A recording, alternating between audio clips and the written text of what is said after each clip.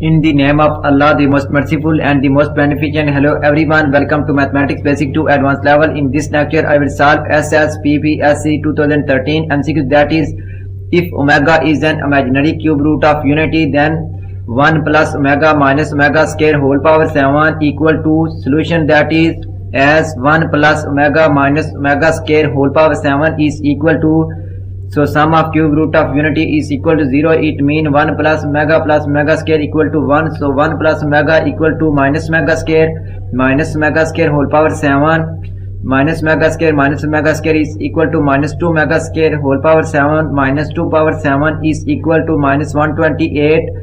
Omega power 7 2 times is 14. Omega 14 power 14 can also be written in the form of omega square dot omega power 12. So omega power 12 is equal to minus 1 power omega cube power 3. Omega cube is equal to 1. 1 power 3 is also equal to 1. So 1 dot omega square equal to omega square, which is equal to minus 128 omega square. So option D is correct, that is minus 128 omega square. If you like my lecture, then please subscribe, share, like and press bell icon for latest update on my YouTube channel. Thanks for watching my YouTube lecture. Okay, Allah Hafiz.